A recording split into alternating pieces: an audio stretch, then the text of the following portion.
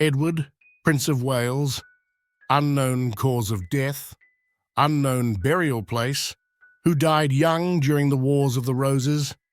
Anyone hearing these words might immediately think of Edward V, the son of Edward IV. As the elder of the two princes in the Tower, Edward V was king for 2 months. However, in this case, we are referring to his cousin, Edward of Middleham. Even less is known about Richard III's son than about his ill-fated relative. The primary reason for this obscurity likely lies in the shadow cast by Richard III, who has long been accused of murdering the princes in the Tower. As Amy License puts it, after 1485, the king's name was vilified and aspects of his humanity downplayed or forgotten, including his fatherhood. The identity and historical reputation of Edward of Middleham was a casualty of this. Amy License, in her book The Lost Kings, and Peter Hammond, in The Children of Richard III, are among the few modern authors to explore Edward of Middleham in any significant historical depth. The available sources are similarly scant. Only the Croyland Chronicle and John Roos provide us with information about Edward.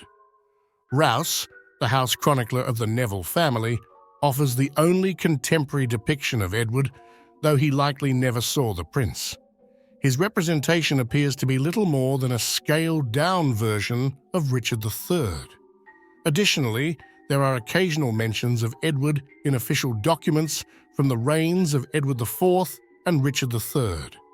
These references, though sparse, hint at the dramatic challenges faced by Edward and his parents. Given these fragments of history, I believe it would be worthwhile to present what we know about Edward of Middleham in the form of a video. After all, Edward was destined to be King of England.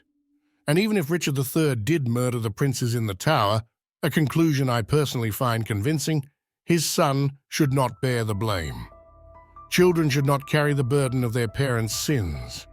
To begin with his name, Richard named his eldest son after his brother Edward IV. Another inspiration was Edward the Confessor. Interestingly, all 3 York brothers, Richard, George, and Edward IV, chose to name their eldest sons Edward. This decision likely reflects a deliberate homage to Edward III, whose legacy served as a cornerstone of Yorkist legitimacy. Naming their heirs after Edward III symbolized continuity and reinforced their claim to the throne. Whether Richard would have named a second son after his own father, Richard of York, as Edward IV had done, remains a matter of speculation.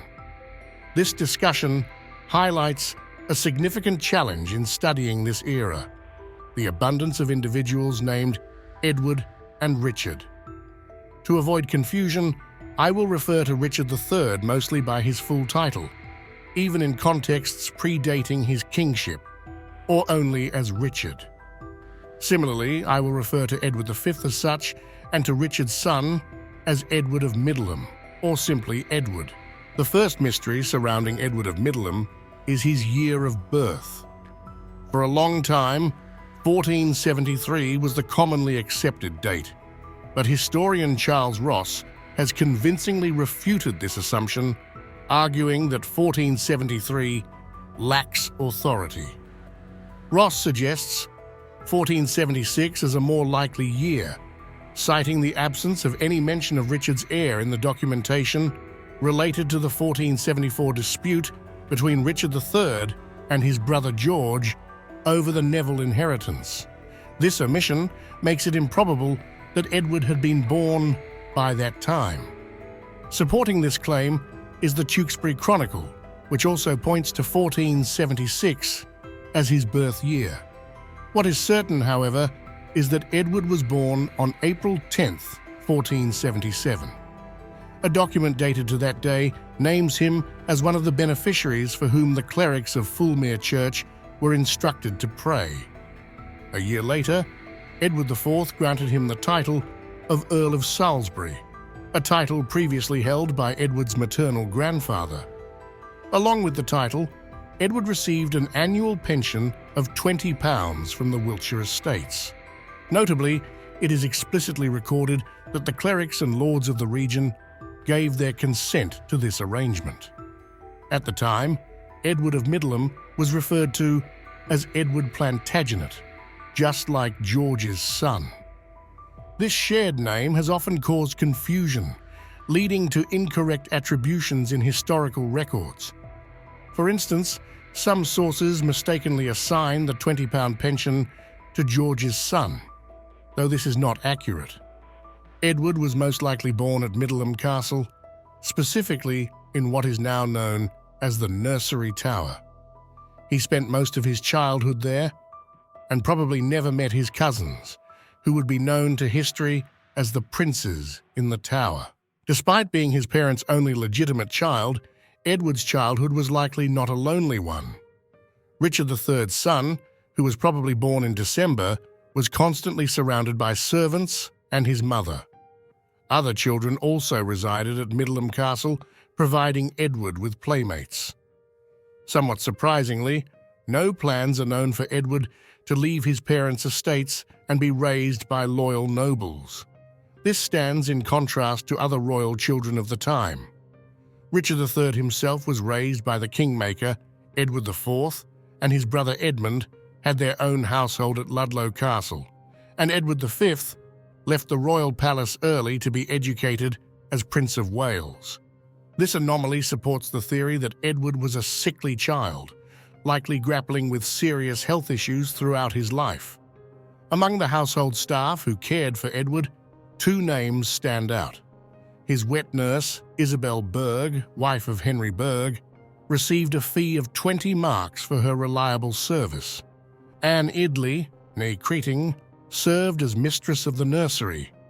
Anne's involvement is particularly intriguing as it sheds light on the values Richard III prioritized in raising his son. Anne was the second wife of Peter Idley, who in the 1440s had authored a parenting guide for his son John from his first marriage. This guide, known as Instructions to His Sons, emphasized principles of wise business and religious teachings. Peter highlighted the importance of family connections, loyalty, and aiding friends and relatives, stressing that honoring one's parents was a noble goal in itself. When Anne joined the service of the Duke of Gloucester's family, Peter Idley had already passed away.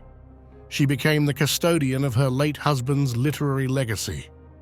Ironically, one of her initial connections with Richard III stemmed from a dispute with her stepson, John. According to Peter's instructions, John was required to provide Anne with annual payments. However, after Peter's death, John ceased the payments, forcing Richard III to intervene and ensure the widow received her due. Despite John's apparent disregard for his father's teachings, Richard III valued the principles laid out in Peter Idley's book, seeing them as a foundation for his own son, Edward's upbringing.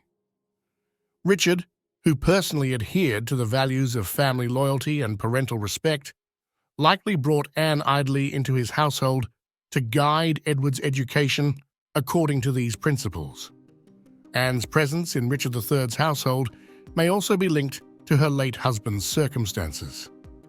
Peter Idley had served the Lancastrian side and lost his post as comptroller in 1461 following their downfall. Financial hardship likely followed, as Peter's name appears in a debtor roll of the Court of Common Pleas for 1466. Amy License speculates that Richard III, familiar with instructions to his sons, may have learned of Peter's death and offered his widow a position in his household out of respect for her late husband's work. One of the central virtues that young Edward was taught was self-control. Even as a child, he was expected to prioritize the greater good over his own desires. This focus on restraint, in my view, strongly suggests that Richard III had not planned the events of the summer of 1483 far in advance. Edward's upbringing left no doubt that his parents regarded him as the nephew of the current king and the cousin of the future king, and nothing more. Edward was never instructed in matters of governance, although his father could easily have involved him had he intended to. At this juncture, it's important to consider the family's precarious circumstances. Both of Edward's parents had experienced the violent loss of their fathers during the Wars of the Roses. Anne Neville had also lost her sister, and Richard's brother George had been executed in 1478. George's children had been excluded from the line of succession. Even Richard and Anne's own marriage had only been made possible under extraordinary circumstances. Both parents were acutely aware of the dangers of their position and were likely relieved at the prospect of Edward never ascending the throne. Their priority was to protect him. In 1483, Edward and his mother remained in Middleham, while events unfolded in London. Anne Neville joined Richard in June, leaving Edward behind. Whether Edward stayed for health reasons or for his safety is unclear, but he missed his parents' coronation on July 6, 1483. It seems probable that security concerns were the deciding factor. Two princes had already disappeared, enabling Richard's claim to the crown. If Richard was responsible, he had placed a target on his son's back. If not, he would still have wanted to keep Edward away from such a dangerous environment. Edward was not forgotten, however. On July 19th, Richard III appointed him Lieutenant of Ireland, a position once held by Richard's own father. This appointment symbolically signaled that Edward would one day succeed his father as king. Edward reunited with his parents on August 19th or shortly afterward. Together, the family made a ceremonial entry into York. While Edward's exact route is uncertain, he may have stayed in Nottingham or at Pontefract Castle. He was officially named Prince of Wales on August 24th. This ceremony was a formal act. The grander celebration was reserved for York. The family reached York on August 29th, where they were greeted with elaborate processions. Planning for the occasion had been completed by the City Council on August 4th to ensure a worthy welcome. The records outline the preparations, at the which day it was agreed that my Lord the Mayor and all my masters his brethren, the aldermen in scarlet, and all my masters of the 24, and the chamberlains, and also all those that have bought out their charges of all offices in this city, shall in red gowns on horseback meet our most dread liege Lord the King at Breckles Mills, and over this the bridge masters and all other that hath been bridge masters and all other honest men of the city shall be in red, and that all other persons of every occupation in blue velvet and mustardivers shall meet on foot our said sovereign lord at St. James's Church. Reports suggest that Edward was too frail to make the journey on horseback and was instead transported to York in a sedan chair, reinforcing the view that his health was fragile. Edward was the focus of celebrations on September 7th and 8th. The Corpus Christi Guild performed the Creed play for him and his parents, emphasizing Edward's role as the future king in connection with the Apostles' Creeds. On the evening of September 8th, Edward was ceremoniously invested as Prince of Wales and Earl of Chester at the Archbishop of York's palace. A commemorative sign still marks one of the palace doors today. The Bishop of Durham officiated the ceremony, but Richard III himself carried out the symbolic acts. He touched Edward with the official sword, placed the ceremonial cap on his head, and spoke these words: "We therefore, following the footsteps of our ancestors, and with the assent and advice of the said prelates, dukes and barons of our realm of England, we have determined to honour our dearest firstborn son Edward, whose outstanding qualities, with which he is singularly endowed for his age, give great, and by the favour of God, undoubted hope of future uprightness, as Prince and Earl, with grants prerogatives and insignia, and we have made and created and do create him Prince of Wales and Earl of Chester, and we invest him as the custom is by the girding on of the sword, the handing over and setting of the garland on his head, and of the gold ring on his finger, and of the gold staff in his hand, to have and hold to him and his heirs, kings of England, forever. On this occasion, Edward met his older illegitimate half-brother, John of Pontefract, who was knighted alongside him, and their cousin Edward, Earl of Warwick. John, born in 1471 or 1472, was up to 5 years older than the new Prince of Wales. The ceremony concluded with a grand procession through York. Reports indicate that Edward's presence delighted the crowds. Unlike the hostile atmosphere of London, York, deep in Richard's stronghold, provided a secure and celebratory environment. For a week and a half, Edward was the beloved and celebrated heir to the English throne. After this period, Edward disappeared once again from public view. Richard sent his son back to Middleham, likely abandoning any plans to bring him to London. The outbreak of the Buckingham Rebellion erased any such considerations, and Edward's health may also have played a role. He was not even permitted to travel to Westminster to join his parents, who celebrated Christmas 1483 in the capital. It was around this time that Edward may have begun to sense the weight of his position, encapsulated in the famous line from the Croyland Chronicle. This only son, on whom, through so many solemn oaths, the hopes of the royal succession rested. Despite Edward's absence during Christmas, Richard sought to ensure there was no doubt about his son's status as heir to the throne. Evidence of this is likely found in the Salisbury Griffin badge, which Richard is believed to have commissioned for Edward. In February 1484, as recorded in the Croyland Chronicle, Richard summoned the secular and ecclesiastical lords, along with the senior knights, to a chamber in Westminster Palace. There, they swore an oath recognizing Edward as the future King of England, officially affirming him as heir apparent. Shortly afterward, Elizabeth Woodville and her daughters left their sanctuary at Westminster. With the disappearance of her brothers, Elizabeth of York had been widely seen as her father's heir.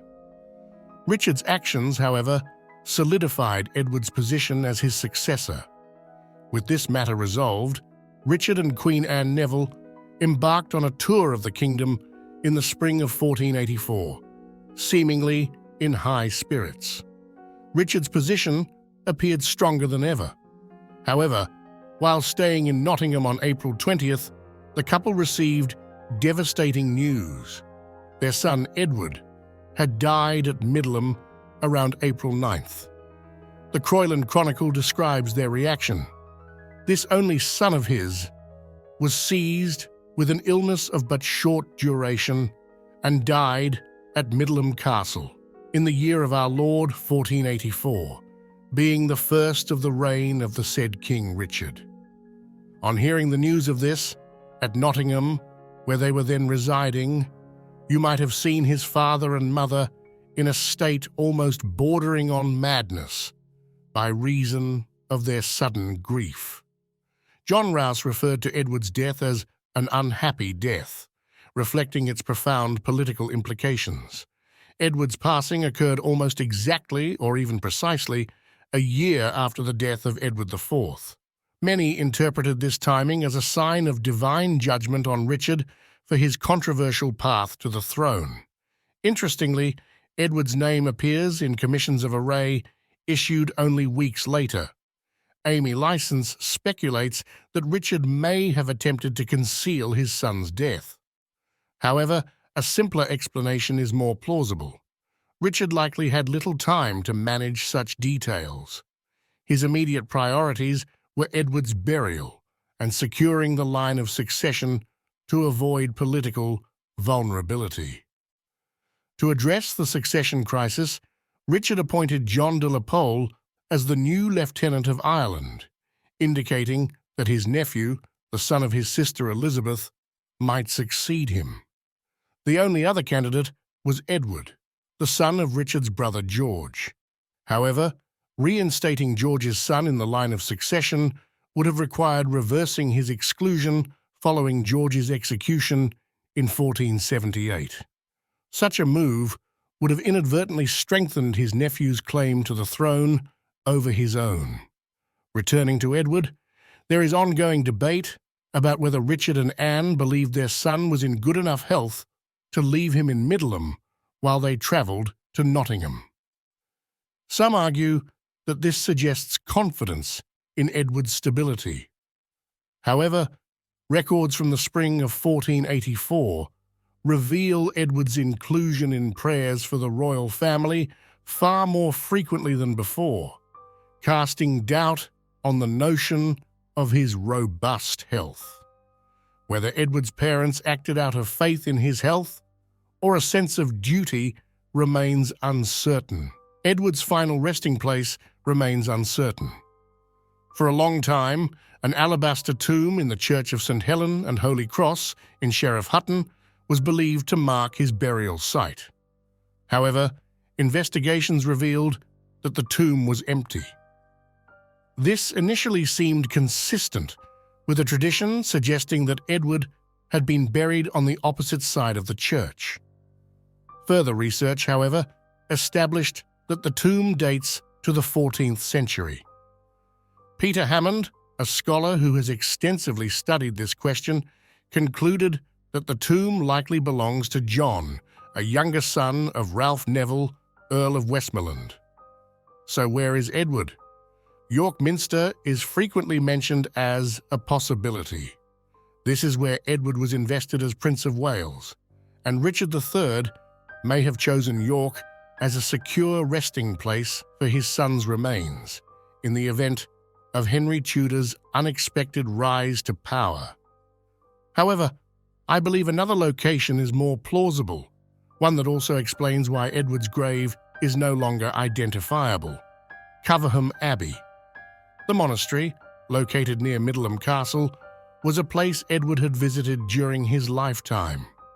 Many voices suggest, and I agree, that Edward was provisionally buried at Coverham Abbey, with plans for a later ceremonial reburial. Unfortunately, the upheaval of 1485 disrupted these intentions. Edward's tomb likely disappeared during the dissolution of the monasteries under Henry VIII, a king who would have had little interest in preserving the final resting place of Richard III's son. I hope I'm wrong. Thank you for watching. If you enjoyed this, please like and subscribe.